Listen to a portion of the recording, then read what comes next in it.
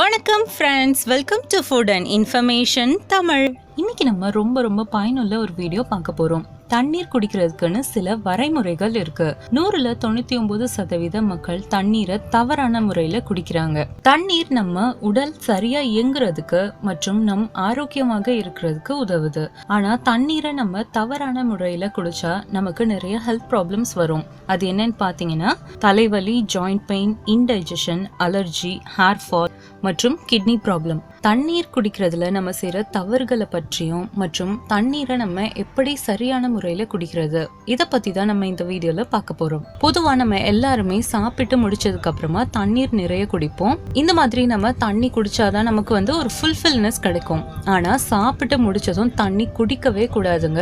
ஆமா, சாப்பிடுவதற்கு 40 நிமிஷம் முன்னாடி தண்ணீர் குடிக்கலாம் மற்றும் சாப்பிட்டு முடிச்சதும் 1 மணி நேரம் கழிச்சு தான் தண்ணீர் குடிக்கணும். இப்ப இடையில தண்ணீர் குடிக்கவே கூடாதா அப்படின்னு கேட்டீங்கன்னா குடிக்கலாம். 1 கிளாஸ் அளவு தண்ணி கொஞ்சமா குடிக்கலாம். ஏன்னா நம்ம சாப்பிட்டு முடிச்சதும் தண்ணீர் அதிகமா குடிக்கிறனால நம்ம வயிற்று பகுதியில இருக்க கேஸ்ட்ரிக் ஜூஸ் மற்றும் ஆசிட் செக்ரேஷன் எல்லாமே ரொம்பவே டைல்யூட் ஆயிடும். அதனால நம்ம சாப்பிட்ட ஃபுட் சரியா டைஜஸ்ட் ஆகாது. அந்த உணவுல இருக்க வைட்டமின்ஸ், மினரல்ஸ் போன்ற நிறைய சத்துக்களை நம்ம உடலால அப்சர்வ் பண்ண முடியாது. அது மட்டும் இல்லாம நமக்கு செரிமான கோளாறு, அசிடிட்டி, உப்பசம் போன்ற பிரச்சனைகள் ஏற்பட வாய்ப்புண்டு. அடுத்தது பாத்தீங்கன்னா வேகமா தண்ணி குடிக்கிறது. தண்ணீரை எப்போதுமே வேகமா குடிக்க கூடாது.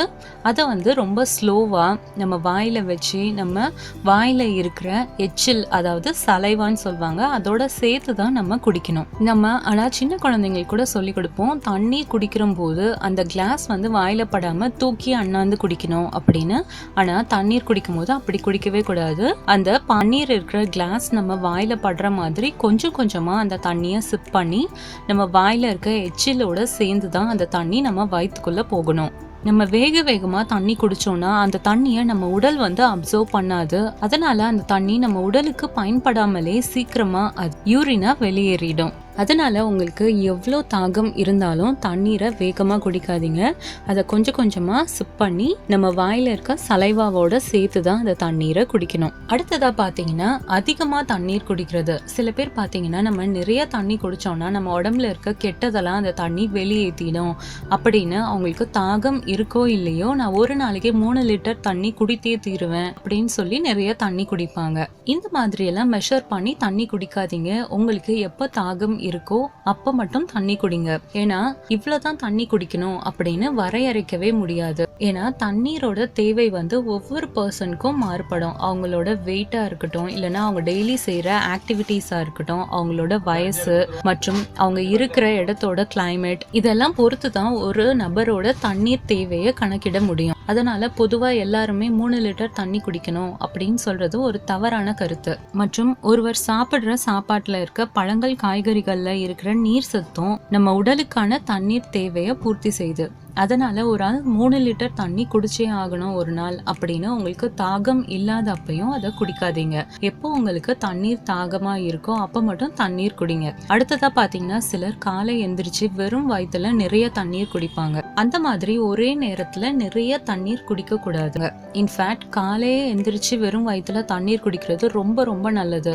ஏன்னா நம்ம காலை எந்திரிச்சதும் நம்ம வாயில இருக்க சலைவா, அதாவது எச்சில்ல நிறைய என்சைம்ஸ் இருக்கு, நிறைய நல்ல விஷயங்கள் இருக்கு. இது நம்ம தண்ணீர் குடிக்கும் போது நம்ம வயிற்றுக்குள்ள போச்சுன்னா அது அன்னைக்கு ஃபுல்லா நம்ம சாப்பிடுற சாப்பாடை டைஜஷன் பண்றதுக்கு அது உதவுது. அதனால காலை வெறும் வயிற்றுல தண்ணீர் குடிக்கணும். ஆனா அதிக அளவு தண்ணீர் குடிக்கிறது தவறான விஷயம். காலை எழுந்தவுடன் வெறும் வயிற்றுல ஒரே ஒரு கிளாஸ் தண்ணீர் தான் குடிக்கணும்.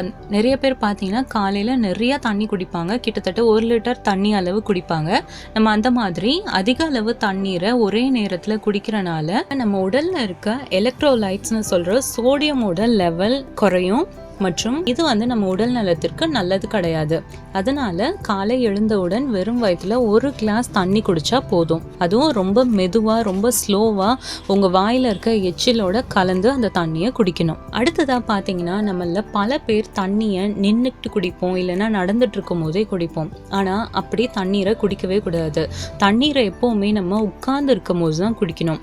ஏன்னா நம்ம உட்கார்ந்துருக்கும் போது தான் நம்ம நர்வ்ஸ் நம்ம மசில்ஸ் எல்லாமே ரிலாக்ஸிங்காக இருக்கும். அதனால உட்கார்ந்து இருக்கிற பொசிஷன்ல தண்ணீர் குடிக்கிறது தான் நல்லது. நம்ம நின்றுட்டோ நடந்துட்டோ இருக்கும் போது தண்ணீர் குடிச்சோம்னா அந்த தண்ணி நம்ம கிட்னிக்கு ப்ரெஷரை கொடுக்கும். அந்த டைம்ல சிறுநீரகத்துக்கு தண்ணீரை வடிகட்டுறதுல சிரமம் ஏற்படும். அதனால அது சரியா அதோட வேலையை செய்ய முடியாது. அப்போ தண்ணீர் நம்ம உடல்ல இருந்து கரெக்டா வெளியேறாம நம்ம மசில்ஸ்லயும் நம்ம ஜாயின்ஸ்லயும் தண்ணீர் தங்கிடும். அதனாலேயே சிலருக்கு ஆர்த்ரைட்டிஸ் போன்ற ஜாயிண்ட் பெயின்ஸ் ஏற்பட வாய்ப்புண்டு. அடுத்ததா பாத்தீங்கன்னா நம்ம வெளியில போயிட்டு வந்து நல்லா ஜில்லுன்னு ஃப்ரிட்ஜ்ல இருந்து எடுத்து தண்ணீரை குடிப்போம். இது ரொம்ப ரொம்ப தவறான விஷயம். எப்பவுமே நம்ம ரூம் டெம்பரேச்சர்ல இருக்கிற தண்ணீரோ அல்லது வெதுவெதுப்பான தண்ணீரோ தான் குடிக்கணும். கூலிங்கான தண்ணீர் குடிக்கிறனால நம்ம உடம்புல இருக்க பிளட் வெசல்ஸ் எல்லாமே சுருங்கிடும். அதனால செரிமான கோளாறு ஏற்பட வாய்ப்புண்டு. மற்றும் நம்ம சில்லுன்னு தண்ணீர் குடிக்கிறனால நம்ம உடல்ல இருக்க ஃபேட் எல்லாமே ஹார்டாகி கொழுப்புகள் கரையிறத தடுக்கும். இதனாலே நமக்கு உடல் பருமன் ஏற்படும். மற்றும் கூலிங்கான தண்ணீர் குடிக்கிறனால ஹார்ட் ரேட் குறைவும் வாய்ப்புண்டு. அதனால எப்பவுமே ரூம் டெம்பரேச்சர்ல இருக்க தண்ணீரே குடிங்க. இல்லைன்னா வெதுவெதுப்பான தண்ணீர் குடிச்சிங்கன்னா அது இன்னும் உங்க உடலுக்கு ரொம்ப நல்லது. ஓகே ஃப்ரெண்ட்ஸ், இந்த வீடியோல சொன்ன எல்லா விஷயங்களும் உங்களுக்கு ரொம்ப பயனுள்ளதா இருக்கும்னு நினைக்கிறேன். தண்ணீரை நம்ம சரியான முறையில் குடிச்சோன்னா அது நம்ம உடல் சீராக இயங்குவதற்கு மற்றும் நம்ம ஆரோக்கியமாக இருக்கிறதுக்கு உதவுது. இந்த வீடியோ உங்களுக்கு ரொம்ப பிடிச்சிருந்துச்சுன்னா லைக் பண்ணுங்க, உங்க ஃப்ரெண்ட்ஸோட ஷேர் பண்ணுங்க. அவங்களுக்கும் இந்த வீடியோ ரொம்ப யூஸ்ஃபுல்லாக இருக்கும். இது போல இன்னும் நிறைய யூஸ்ஃபுல் இன்ஃபர்மேஷன்ஸ் நீங்கள் தெரிஞ்சுக்கணுமா? அப்போ ஃபுட் அண்ட் இன்ஃபர்மேஷன் தமிழ் சேனலை சப்ஸ்கிரைப் பண்ணுங்க. மறக்காம பக்கத்தில் இருக்க பெல் ஐக்கானையும் கிளிக் பண்ணுங்க. அப்போதான் நான் போடுற அடுத்த வீடியோ உங்களுக்கு நோட்டிஃபிகேஷனில் வரும். தேங்க்யூ.